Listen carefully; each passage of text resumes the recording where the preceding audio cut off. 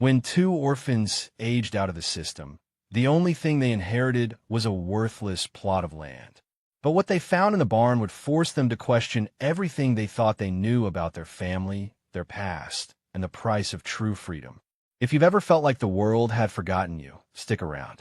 This story is for you. And if it hits home, maybe subscribe, because we're building a community here for people who've had to fight for every inch of their lives. The bus wheezed to a stop, its brakes sighing like a man giving up on a long argument. For a full minute, that was the only sound. The sigh of the bus, the low rumble of its engine, and the frantic, papery beat of my own heart against my ribs. I turned to my sister, Chloe. She was staring out the window, her breath fogging a small circle on the cold glass. She was 17, a year younger than me, but in that moment, she looked about 10. Her face was pale, her eyes wide, absorbing the gray, unwelcoming landscape of a town we'd never seen before. This was it, the end of the line. For 2 years, we'd been in the system, shuttled from one sterile group home to another after our parents died. 2 years of counting down the days until my 18th birthday, the magical date when we'd be free. Now freedom felt less like a sunrise and more like being pushed out of a boat in the middle of a cold, gray lake. Lau. Chloe's voice was small, a thread of sound in the quiet bus. Are you sure about this? I looked from her face to the single envelope on my lap. It was a cheap business envelope, my name and hers typed on the front with the address of our last group home. Inside was a bus ticket, a cashier's check for $200, and a letter from a lawyer we'd never met. The letter was clipped formal. It informed us that upon my reaching the age of legal majority, the estate of our late grandfather, Thomas Miller, was to be transferred to us. The estate consisted of a single parcel of land, 500 acres. It sounded like a kingdom. The reality, the lawyer had explained over a crackling phone line, was less majestic. The land was remote, undeveloped, and carried a staggering burden of back taxes. He'd used words like encumbered and insolvent. He'd advised us to sign a quitclaim deed, let the county seize the property, and walk away. But we couldn't. It was the only thing we had. The only thread connecting us to a past we barely remembered. Our grandfather had been a ghost in our lives, a man our mother rarely spoke of. We had a single, faded photograph of him holding me as a baby, his face weathered and kind, his eyes squinting against a sun we couldn't see. He died a few years before our parents, and we'd never even been to his funeral. I'm sure, I said, trying to make my voice sound more confident than I felt. It's ours, Chloe. It's a start. The bus driver cleared his throat, a loud, gravelly sound that made us both jump. In the line, kids. This is Red Creek. We gathered our 2 duffel bags, the sum total of our worldly possessions. As we stepped off the bus, the cold hit me like a physical blow. It was late autumn in the mountains, and the air was thin and sharp, smelling of wood smoke and damp earth. Red Creek wasn't so much a town as a suggestion of one. A gas station with a convenience store attached, a diner with a flickering neon sign, and a handful of houses scattered along a two-lane road that disappeared into the pines. The lawyer's office was supposed to be above the hardware store. Mr. Davies was exactly what I'd pictured. A man in his late 50s with a tired face, a suit that was a little too big for him, and an office that smelled of stale coffee and old paper. He didn't stand up when we came in. He just gestured to the 2 worn client chairs in front of his massive, cluttered desk. Leo and Chloe Miller, he said. It wasn't a question. I'm Arthur Davies. I was your grandfather's attorney.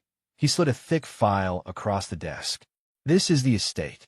As I told you on the phone, it's not much of an inheritance. In fact, it's a liability. He pulled out a document covered in red stamps. Tax delinquency notice. Your grandfather hadn't paid property taxes in almost a decade. The county has a lien on the property.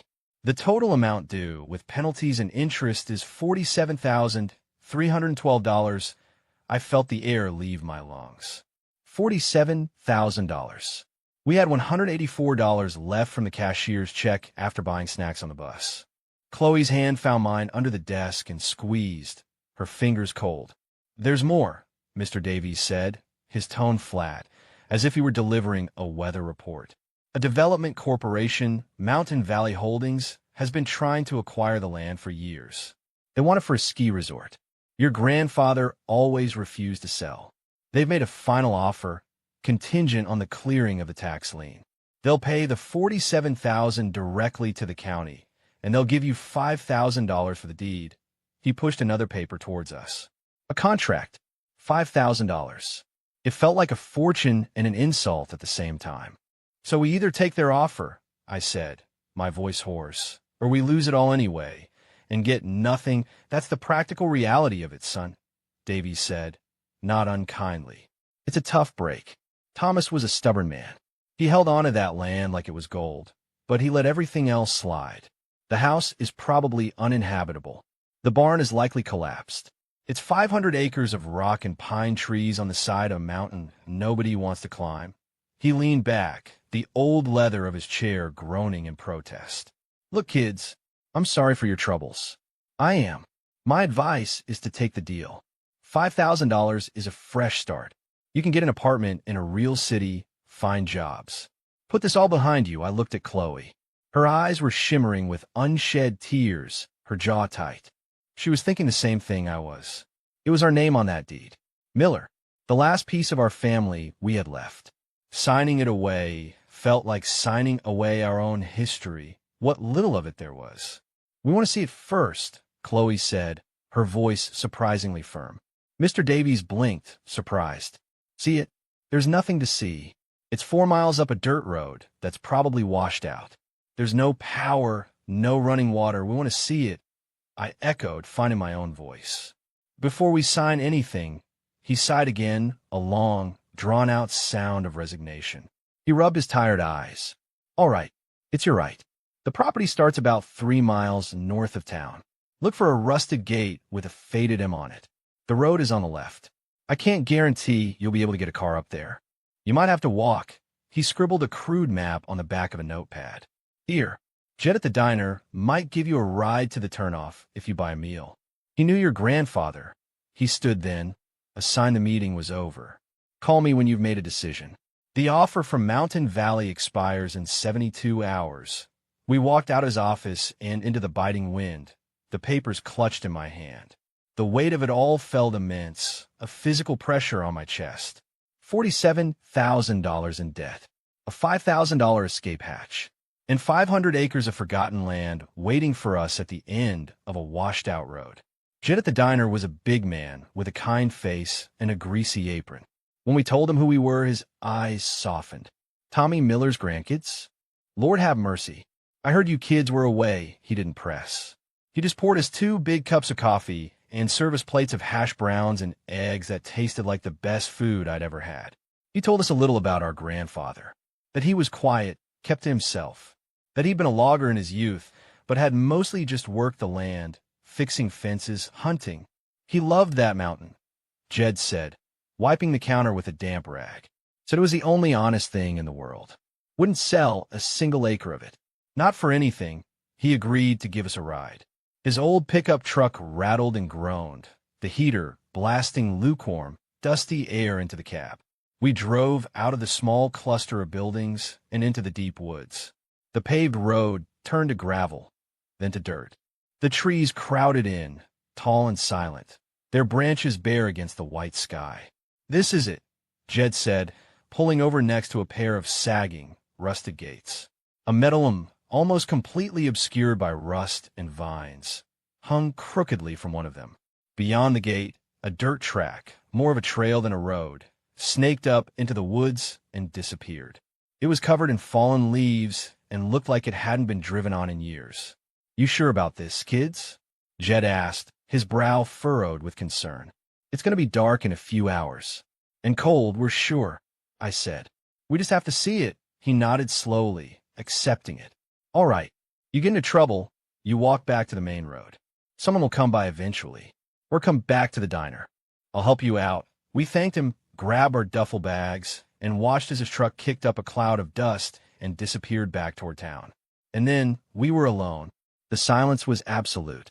Not the muffled quiet of the group home, with its humming fluorescent lights and the distant sound of a television, but a deep, profound silence that felt ancient. It was the silence of the mountain. We pushed open the gate. It shrieked in protest, the sound unnaturally loud. We stepped through, and it felt like crossing a threshold into another world. The air was colder here, under the canopy of the trees. We started walking. The road was steep and uneven, littered with rocks and gullies carved by years of rain. Mr. Davies was right. No car could have made this journey. We walked for what felt like hours, our breath pluming in the air, the straps of our duffel bags digging into our shoulders. Every so often, I'd stop and listen, but there was nothing. No birds, no cars, just the rustle of our own feet in the leaves and the whisper of the wind in the pines. Chloe was quiet, her energy focused on the climb. I kept glancing at her, worried. This was my idea, my stubborn refusal to just sign the papers and walk away. If this turned out to be a disaster, a final, cruel joke played on us by fate, it would be my fault. After nearly an hour of climbing, the trees began to thin. We came around a sharp bend, and the land leveled out into a clearing. And there it was. The house was a skeleton. Its roof sagged in the middle like a broken back, windows were shattered, and the porch had collapsed on one side, leaving it tilted at a drunken angle. It was small, made of weathered, gray wood that looked like it had grown right out of the soil. To its left stood the barn. It was huge, far larger than the house. Its red paint faded to a pale, mottled pink. Unlike the house, it seemed solid, its roofline straight, and its massive doors shut tight. It stood like a silent, patient guardian. We dropped our bags on the overgrown patch of what might have been a lawn. We were both breathing hard, a combination of the climb and the sight in front of us. This was it, our inheritance, a ruin and a barn. It's something, Chloe said, her voice a little shaky. It's ours, I said, though the words tasted like ash. I didn't know what I had expected. A cabin, maybe, a place we could fix up. This felt hopeless. This felt like proof that Mr. Davies was right. We had walked all this way just to confirm that we had nothing. We approached the house first, stepping carefully over the rotted boards of the porch. The front door hung open on one hinge. Inside, it was a mess. Raccoons or other animals had torn through everything. Stuffing was pulled from an old armchair, and leaves and dirt covered the floor. But there were traces of a life lived here. A shelf of dusty books, their covers warped by damp. A stack of old National Geographic magazines. In the kitchen, a single tin coffee cup sat on the counter, as if waiting for its owner to return. It was profoundly sad. We didn't stay long. The feeling of decay was too strong. We went back outside into the cold, clean air. My eyes were drawn to the barn. It was the only thing on the property that didn't look like it was about to be reclaimed by the forest. What do you think is in there? Chloe asked, hugging herself against the cold. Old tools? A tractor? Probably just more junk, I said, but I found myself walking towards it anyway. The main doors were massive, made of thick, heavy planks of wood, held shut by a thick wooden beam dropped into iron brackets. It took both of us, grunting with effort, to lift the beam and slide it free. With a deep groan of protest, one of the doors swung inward into darkness. The smell hit us first. Not the smell of rot and decay like in the house, but the rich, earthy scent of old hay, dust, and cold earth. It smelled clean. We stepped inside, and the light from the open door cut a bright rectangle into the vast, cathedral-like space. Dust motes danced in the beam of light. The barn was immense. To our left were a series of empty animal stalls. To our right, old farm equipment stood like sleeping iron beasts under thick blankets of dust, a plow, a seeder, a hay rake. High above, a hayloft ran the length of the barn, its floor shadowed and mysterious. It was empty mostly, stripped clean. It felt less abandoned and more intentionally cleared out. He must have sold everything off, I murmured, my voice echoing slightly in the huge space. We started to explore, our footsteps stirring up little puffs of dust. There was nothing of value, just the detritus of a long-finished life. Rusted coffee cans full of nuts and bolts, piles of old burlap sacks, a stack of dried-out lumber. It was disappointing. I felt a fresh wave of hopelessness wash over me. We should have just taken the money. This was a fool's errand, a childish need to see a place that meant nothing, that was worth nothing. I was about to suggest we head back down the mountain when Chloe called out, "Leo, look at this." She was standing at the far end of the barn in the deepest shadows. I walked over to her. She was pointing at the floor. In the packed earth floor, near the back wall, was a set of iron rings, almost completely buried. They were handles for a trapdoor. My heart started beating faster. A trapdoor. It was like something out of a storybook. We knelt down and started digging at the hard-packed dirt with our fingers. It was slow, cold work. After a few minutes, we had cleared the edges of a large, square wooden door set flush with the floor. The iron rings were heavy and cold. Together, we pulled. At first, it wouldn't budge. It seemed fused to the ground. I put my feet against the wall for leverage and pulled with all my strength. Chloe pulled alongside me. With a loud crack of splintering wood and a shower of dirt, the door lifted a few inches. A wave of musty, subterranean air washed over us, colder than the air in the barn. We propped it open and peered into the darkness. A set of steep wooden steps led down into a small cellar. It wasn't a root cellar. It was too small and too well hidden for that. It was a hiding place. "Do you have a flashlight?"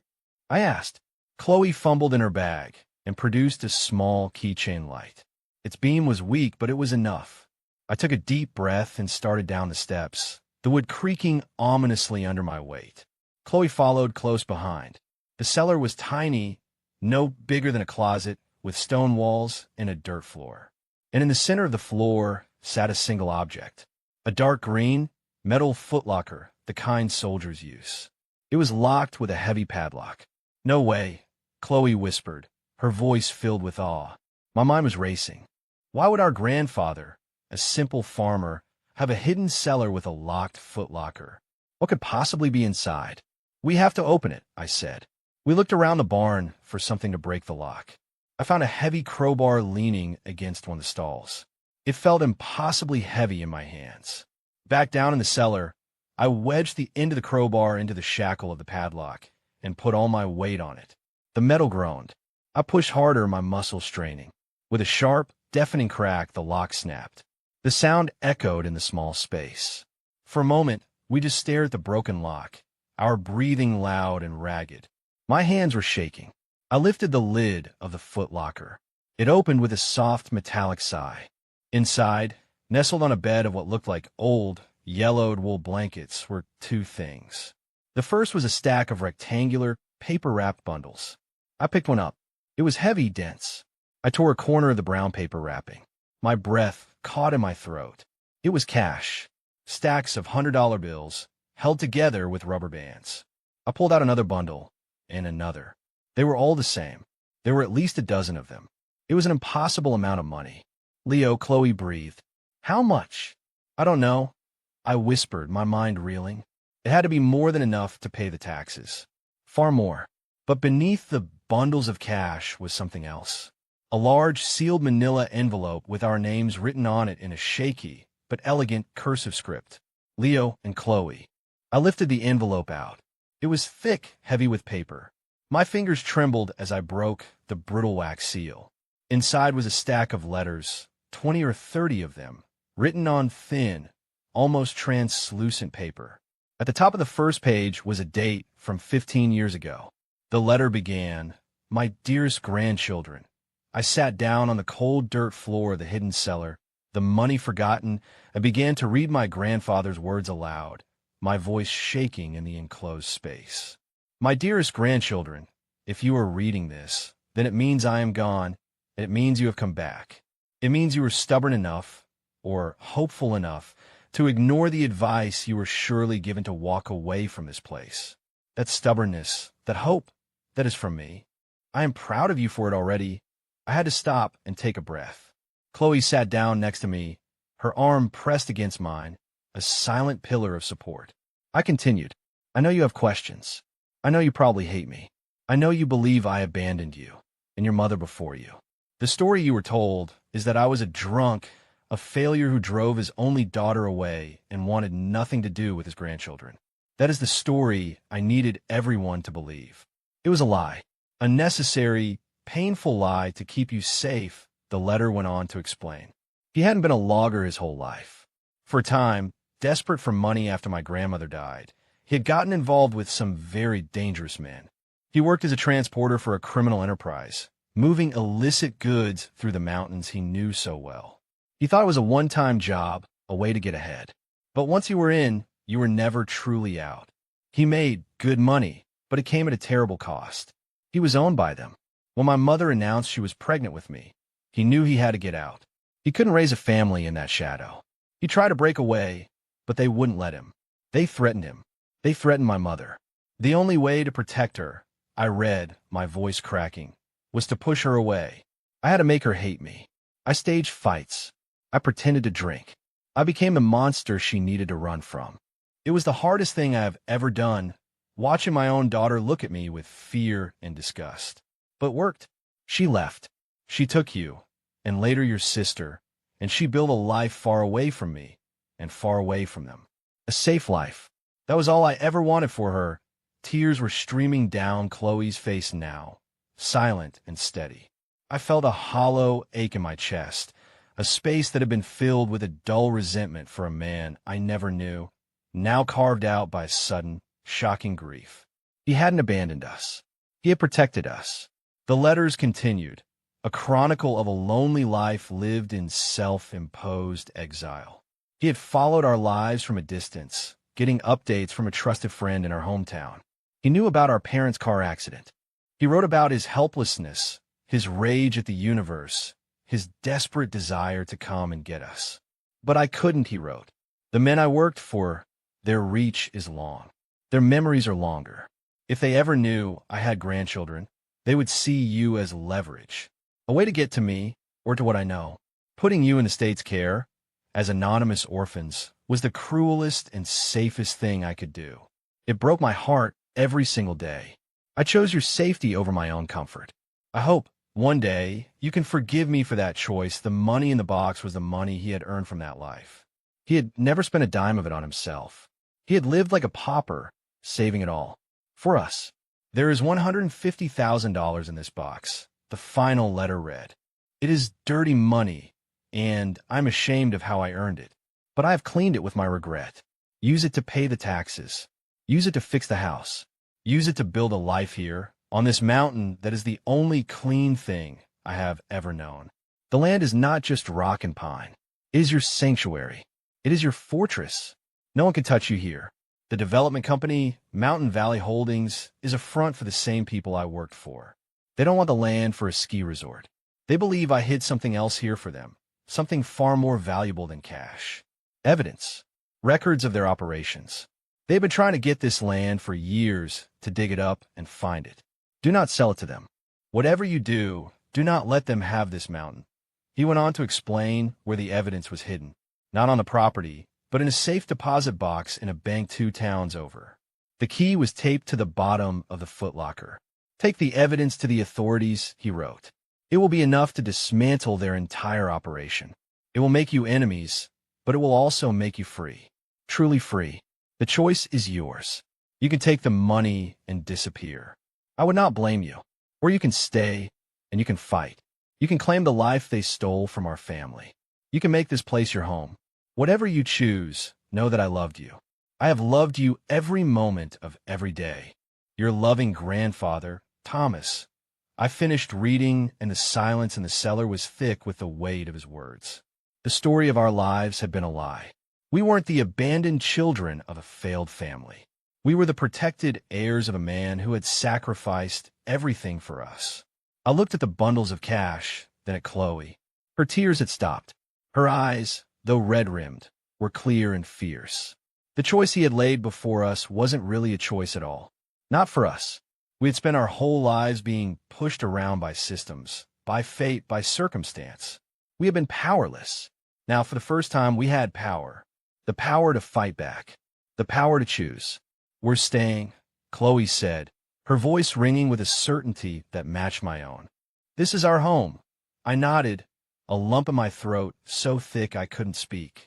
I reached under the footlocker, and my fingers found the cold, smooth metal of a small key, held in place by a strip of brittle, yellowed tape. This was it. The key to our future. The key to our freedom. We spent that night in the barn. We couldn't bear the thought of the decaying house. We used the wool blankets from the footlocker and cleared a space on the hay-strewn floor of the loft. We had a small bag of trail mix and a bottle of water for dinner. It was cold, and the wind howled outside, rattling the big doors, but I had never felt safer. We talked for hours, rereading parts of our grandfather's letters, trying to piece together the life of this stranger who was the most important person in our world. We cried. We cried for the grandparents we never knew, for the parents we lost too soon, for the lonely, scared kids we had been. But they weren't tears of sadness. They were tears of release, of understanding. The next morning, we walked back down the mountain. The journey felt different this time. The woods didn't seem menacing. They seemed protective. The mountain felt like it was ours. When we walked into Mr. Davies' office, he looked up with an expression of pity, as if he expected us to hand him the signed contract. I placed the tax delinquency notice on his desk. Then, I opened my duffel bag and took out one of the bundles of cash. I unwrapped it and placed $10,000 in neat stacks on top of the notice. Mr. Davies stared at the money, his mouth slightly agape. "What? Where did you get this?" he stammered. "Our grandfather left it for us," I said simply.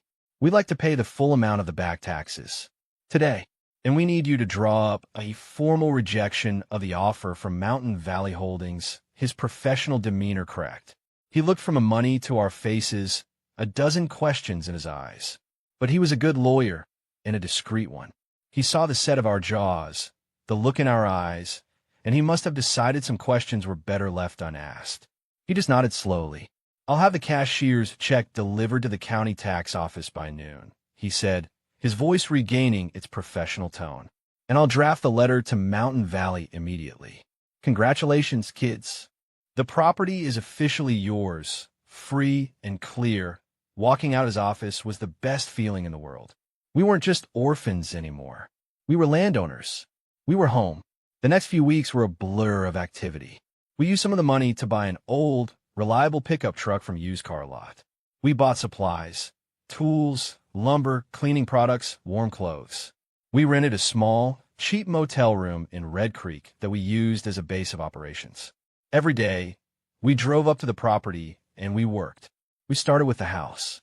It was a massive undertaking. We shoveled out years of debris. We tore out the rotten floorboards and replaced them. We patched the roof, a terrifying job that involved me clinging to the steep pitch while Chloe shouted instructions from the ground. We replaced every broken window. Slowly, painstakingly, the skeleton of the house began to feel like a home again. Jed from the diner became our first friend. He'd bring us hot meals some evenings, refusing to take any money. He'd sit on our newly repaired porch and tell us more stories about our grandfather, filling in the gaps. He told us how Thomas would buy groceries for families in town who were struggling, always leaving them on their porch anonymously. He was a quiet, hidden pillar of the community, a good man who had forced himself to wear the mask of a bad one. One afternoon, a sleek black SUV with tinted windows drove up the newly cleared road. A man in an expensive suit got out. He was from Mountain Valley Holdings. He didn't introduce himself. "We received your letter," he said, his voice smooth and cold. "Our offer of $5,000 was generous. We are now prepared to offer you $25,000. It's more than this dump is worth." I stood on the porch, a hammer in my hand. Chloe stood in the doorway behind me. We weren't scared. Not anymore. "The property is not for sale," I said, my voice even. He smiled, a thin, unpleasant expression. "Everything is for sale. We will be getting this land. It's only a matter of how." He got back in his car and drove away, leaving a cloud of dust behind. The threat was clear, but our grandfather had given us the weapon to fight back. The next day, we drove the 2 hours to the town of Silver Creek, to the bank where the safe deposit box was. I used the key and my new ID. The bank manager led me into the vault. The box was long and thin. Inside was a single ledger book. I opened it. It was filled with our grandfather's neat handwriting. Dates, names, locations, shipment details. It was a complete record of the criminal enterprise, going back 20 years. It was dynamite. We knew we couldn't go to the local police. The organization was bound, to have people on their payroll. We drove 4 hours to the state capitol, to the FBI field office. We walked in, two teenagers in dusty work clothes, and asked to speak to an agent. They almost turned us away, but something in our insistence, in the gravity of what we said, got us into a small, windowless interview room. An agent named Harris, a woman with sharp, intelligent eyes, listened to our story. She listened to everything, from the orphanage to the barn to the letters. I pushed the ledger across the table to her. She opened it and began to read. Her expression went from skepticism to intense focus. She read for almost an hour, turning the pages slowly. When she was done, she closed the book and looked at us. "You have any idea what you've done?" she said, her voice quiet with awe. "You've just handed us the key to dismantling one of the largest criminal networks in this state. Your grandfather was a very brave man. The investigation was swift and overwhelming. The ledger was the linchpin they needed. There were arrests. There were headlines. The name Mountain Valley Holdings was splashed across the news. Their assets were frozen. The threat that had shadowed our family for a generation was gone. We were finally completely free. We went back to our mountain. Winter was setting in, and the first snow had fallen, blanketing the world in a clean, quiet white. We had managed to get the old wood stove in the house working, and a small generator for electricity. The house was no longer a ruin. It was small and rustic and imperfect, but it was warm and it was ours. We had a home. One evening, Chloe and I were sitting by the fire, reading books we'd bought in town.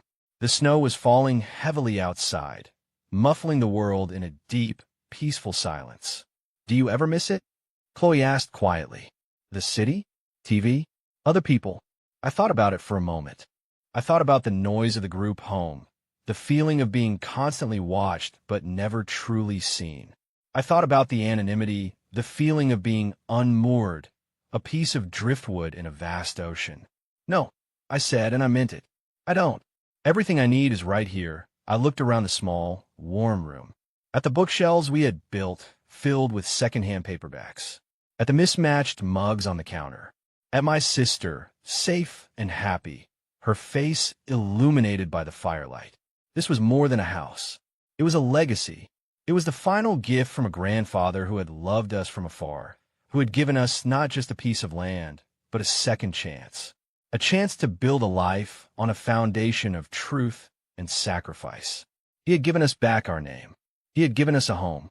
Out here, on this mountain, under a blanket of snow, we weren't orphans anymore. We were millers, and we were finally where we belonged. The work had just begun, of course. There were fences to mend, fields to clear, a life to build from the ground up. But for the first time, the future didn't feel like a threat. It felt like an open field, waiting for us to plant something new. It felt like hope. I know there are people out there listening to this who feel like we did on that bus. Lost. Alone. Burdened by a past you didn't choose. You feel like you're at the end of the line. But what I want you to take from this, from our story, is that the end of one road is often just the beginning of a new path. Sometimes, the inheritance that looks like a burden is actually a gift. Sometimes, the thing you have to fight for is the only thing that can truly set you free. Our grandfather taught us that home isn't a place you're given. It's a place you claim. It's a choice you make every single day to stay, to build, to love, and to honor the sacrifices of those who came before you. So I want to ask you, what's the worthless land in your life that might hold a hidden treasure? What story have you been told about your past that might not be the whole truth? Let me know in the comments. I read every single one. Your stories matter.